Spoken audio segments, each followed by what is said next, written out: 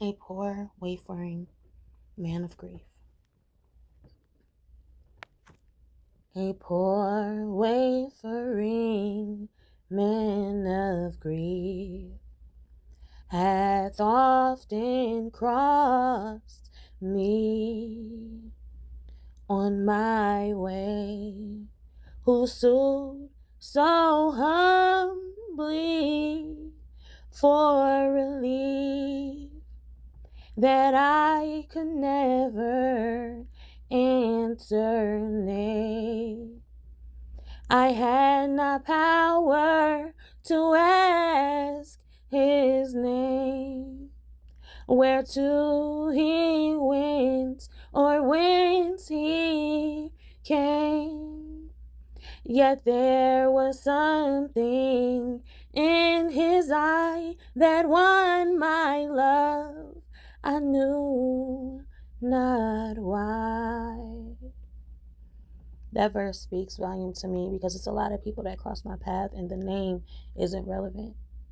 Yet eventually down the line, and not even that far down the line, I know inside that he's relevant and this experience means something. Once when my scanty meal was spread, he entered not, a word he spake, just perishing for want of bread. A lot of times we perish for want of bread. A lustful thing. We have convinced ourselves that this bread matters, but it depends on the bread that you're breaking. I gave him all, he blessed it, breaking day, but gave me part again. Mine was an angel's portion then, for a while I fed with eager haste. I was hungry. I was starving. And he fed me a portion for which I am grateful. The crust was manna to my taste. I spied him where a fountain burst clear. That's where I found him. From the rock, his strength was gone. The heatless water mocked his thirst. He heard it, saw it, hurrying on. I ran and raised the sufferer up. Thrice from the stream he drained my cup.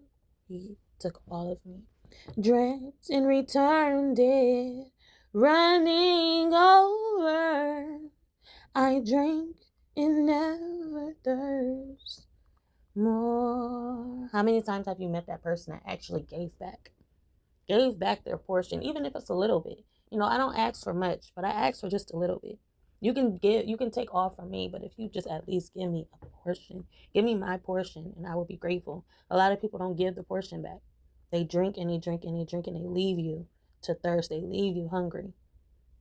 You know, and this is what this verse, and this is what this how this song resonates with me in my life today, in my experience with these wayfaring men of grief, because that's all this world is filled with, a poor wayfaring man of grief. A poor wayfaring man of grief hath often crossed me on my way. Oh, so humbly for relief that I could never answer nay. I had not power to ask his name, whereto he went or whence he came. Sometimes you don't have the energy to ask a person, where they come from. You know, you don't have that energy. You don't have that curiosity. You just let things come as they come, and you let things go as they go.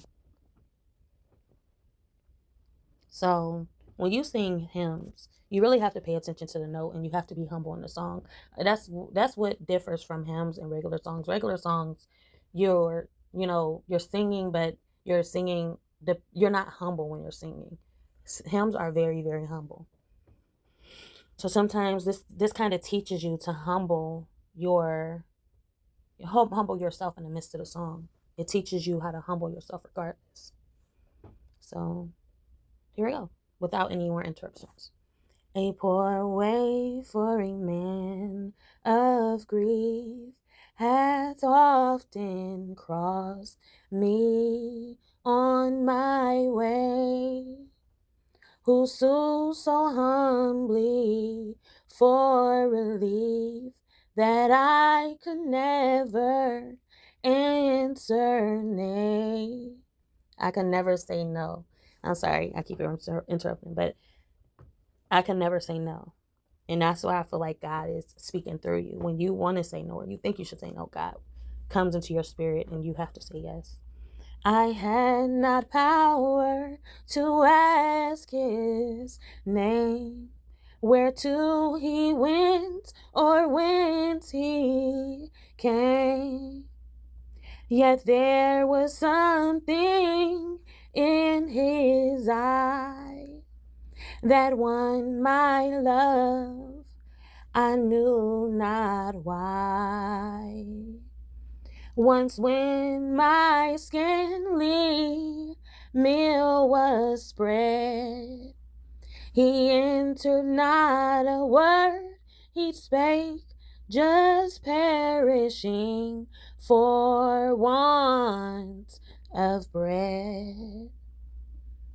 I gave him all, he blessed it, breaking day, but gave me part again.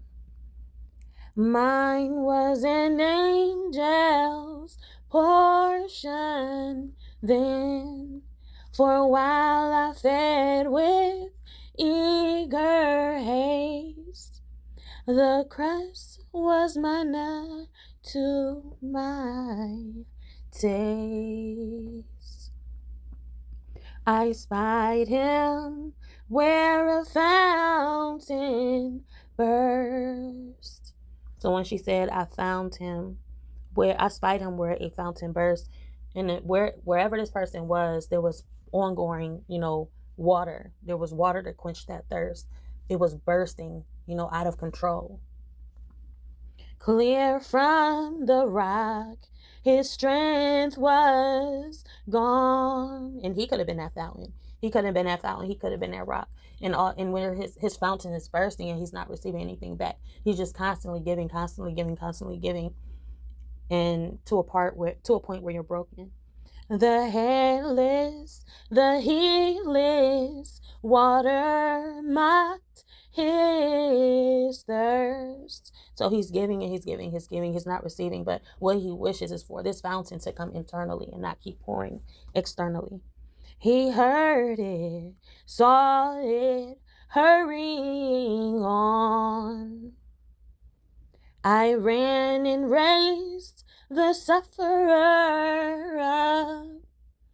Thrice from the stream he drained my cup, dipped and returned it, running over. I drank and never thirsted more.